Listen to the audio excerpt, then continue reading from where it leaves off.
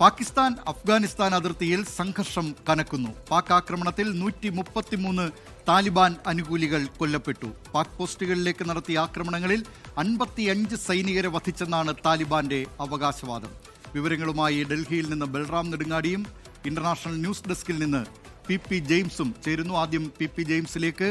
Shri PP James, Pakistan Afghanistan അതിർത്തിയിൽ യുദ്ധം കനക്കുന്നുവെന്ന് മാത്രമല്ല, യുദ്ധം പ്രഖ്യാപിച്ചിരിക്കുകയാണ് പാകിസ്ഥാൻ. പാക് പ്രതിരോധ മന്ത്രി തന്നെ ഇക്കാര്യം എക്സ് ഹാൻഡിലിൽ വ്യക്തമാക്കുകയും ചെയ്തിട്ടുണ്ട്. ഇത് മറ്റ് രാജ്യങ്ങളുടെ ആഭ്യന്തര കാര്യങ്ങളിൽ ഇടപെടുന്ന പാകിസ്ഥാന്റെ ഇടപെടലുകൾ തന്നെ പലപ്പോഴും വിവാദമായിട്ടുള്ളതാണ്. ഈ പുതിയ സംഭവ വികാസങ്ങളെ എങ്ങനെ കാണുന്നു PP ജെയിംസ്?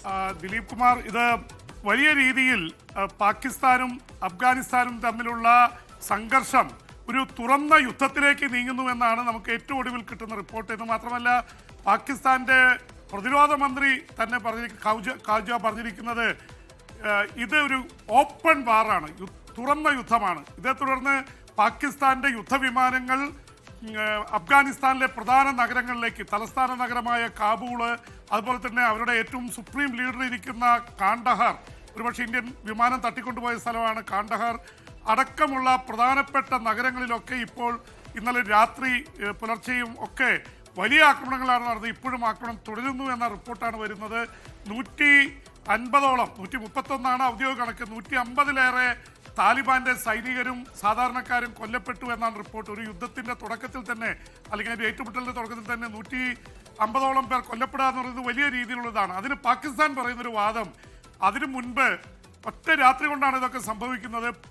പാകിസ്ഥാൻ അഫ്ഗാനിസ്ഥാന്റെ അതിർത്തിയായ ഡൂറൻ ലൈനിൽ 15 പോസ്റ്റുകളിലേക്ക് ആക്രമണം നടത്തിയ അഫ്ഗാനിസ്ഥാന്റെ താലിബാൻ സേന, അതിന്റെ പേരിൽ 55 പാക് സൈനികർ കൊല്ലപ്പെട്ടു. ഇതിന് മറുപടിയായിട്ടാണ് ഞങ്ങൾ തിരിച്ചടിച്ചിരിക്കുന്നത്.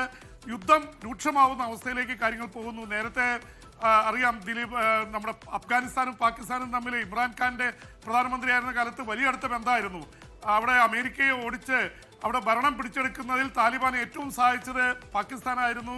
ഇന്ത്യക്ക് വലിയ ഭീഷണിയായിരുന്നു. ഇപ്പൊ പാകിസ്ഥാനും അഫ്ഗാനിസ്ഥാനും തമ്മിൽ ഏറ്റുമുട്ടുമ്പോൾ ഇന്ത്യ വളരെ ഗൗരവത്തോടെയാണ് കാര്യങ്ങൾ കാണുന്നത്. എന്ന് മാത്രമല്ല, അഫ്ഗാനിസ്ഥാനിലെ താലിബാനുമായിട്ട് ഇന്ത്യയുടെ ബന്ധം വളരെ അടുത്ത ബന്ധത്തിലേക്ക് നീങ്ങിയതോടെ പാകിസ്ഥാൻ അതിൽ അസ്വസ്ഥത പ്രകടിപ്പിച്ചിരുന്നു.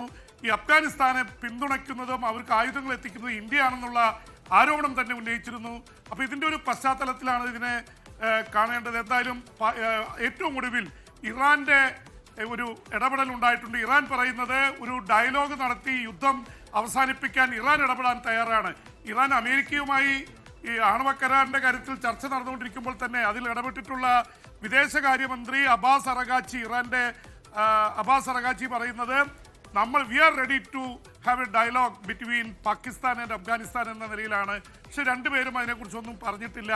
UN സെക്രട്ടറി ജനറൽ ഇടപെട്ട് പറഞ്ഞിരിക്കുന്നത് ഇത് ഒരു തരത്തിൽ അംഗീകരിക്കാനാവില്ല, സാധാരണക്കാരും സൈനികരും ഒക്കെ കൊല്ലപ്പെടുന്നു, ഈ ഏറ്റുമുട്ടൽ അല്ലെങ്കിൽ യുദ്ധം നിർത്തണമെന്ന് UN ഐക്യരാഷ്ട്രസഭ ആവശ്യപ്പെട്ടിരിക്കുന്നു. അടിയന്തരമായിട്ട് ഐക്യരാഷ്ട്രസഭയുടെ സുരക്ഷാ കൗൺസിൽ ചേരാൻ സാധ്യതയുണ്ട്. അമേരിക്ക അടക്കമുള്ള രാജ്യങ്ങൾ പ്രതികരിച്ചിട്ടില്ല. ട്രംപുമായിട്ട് വലിയ അടുപ്പത്തിലാണ് പാകിസ്ഥാൻ. പാകിസ്ഥാന്റെ കാര്യത്തിൽ എന്തായിരിക്കും അമേരിക്ക പറയുക എന്നറിയില്ല. എന്തായാലും ഇന്ത്യയുടെ പിന്തുണ ഇപ്പൊ അഫ്ഗാനിസ്ഥാന്റെ കൂടെയാണ്.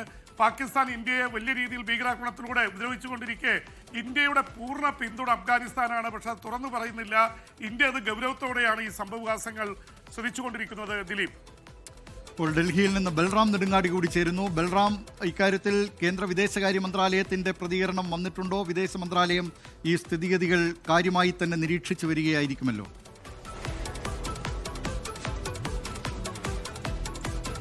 ദിലീപ് കുമാർ, ഈ സാഹചര്യങ്ങൾ കേന്ദ്ര വിദേശകാര്യ മന്ത്രാലയം സൂക്ഷ്മമായി തന്നെ നിരീക്ഷിച്ചു വരികയാണ്. എന്നാൽ ഇന്ത്യ ഈ വിഷയത്തിൽ ഇതുവരെയും പ്രതികരിക്കാൻ, ഈ പുതിയ ഒരു സംഘർഷത്തിന്റെ പശ്ചാത്തലത്തിൽ പ്രതികരണം ഇതുവരെയും ലഭ്യമായിട്ടില്ല. എന്നാൽ നേരത്തെ തന്നെ അഫ്ഗാനിസ്ഥാനിലെ ജനങ്ങളുടെ പരമാധികാരവും അവരുടെ സുരക്ഷിതത്വവും ഉറപ്പാക്കണം എന്നുള്ളതാണ് ഇന്ത്യയുടെ നിലപാട്. അത് മുൻപ് 2 തവണ ഇത്തരത്തിൽ സമാനമായി സംഘർഷമുണ്ടായ ഘട്ടത്തിൽ വിദേശകാര്യ മന്ത്രാലയം ആവർത്തിച്ചതുമാണ്. അഫ്ഗാനിസ്ഥാനിലെ ജനങ്ങളുടെ പരമാധികാരം സംരക്ഷിക്കപ്പെടണം അവകാശപ്പെടണം എന്ന ഇന്ത്യയുടെ നിലപാട് അത് തുടരുന്നു എന്ന് തന്നെയാണ് വിദേശകാര്യ മന്ത്രാലയ വൃത്തങ്ങളിൽ നിന്നും അറിയുന്നത്. എന്നാൽ സാഹചര്യങ്ങൾ സൂക്ഷ്മമായി തന്നെ കേന്ദ്ര വിദേശകാര്യ മന്ത്രാലയം നിരീക്ഷിച്ചു വരുന്നുണ്ട്. പുതിയ സംഘർഷങ്ങളുടെ പശ്ചാത്തലത്തിൽ കടുത്ത സംഘർഷമാണ് ഇന്നലെ വൈകിട്ട് മുതൽ ഈ അതിർത്തി മേഖലയിൽ. ഏറെ സങ്കീർണമാണ് ഈ ഒരു പ്രദേശം എന്നുള്ളതും ഈ സാഹചര്യത്തിന്റെ ഗൗരവം വർദ്ധിപ്പിക്കുന്നുണ്ട്.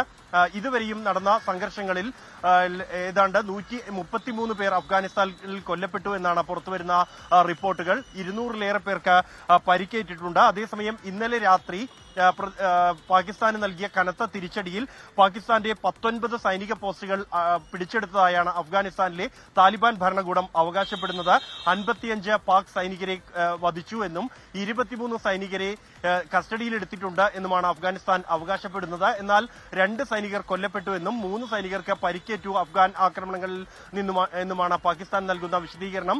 ഒപ്പം തന്നെ പാകിസ്ഥാന്റെ ഒരു ജെറ്റ് വിമാനവും യുദ്ധവിമാനവും വെടിവെച്ചിട്ടതായാണ് അഫ്ഗാനിസ്ഥാൻ അവകാശപ്പെടുന്നത്. മേഖലയിൽ സംഘർഷം അതീവ രൂക്ഷമായി തന്നെ ഇപ്പോഴും തുടരുകയാണ്. ദിലീപ് കുമാർ, ലോകത്തെവിടെയായാലും ഏത് സമയത്തും 24 വാർത്തകളും ഓഗ്മെന്റഡ് റിയാലിറ്റി പാക്കേജുകളും എക്സ്പ്ലെയിനറുകളും വിശദമായി കാണാൻ ഞങ്ങളുടെ യൂട്യൂബ് ചാനൽ നിങ്ങൾക്ക് സബ്സ്ക്രൈബ് ചെയ്യാം.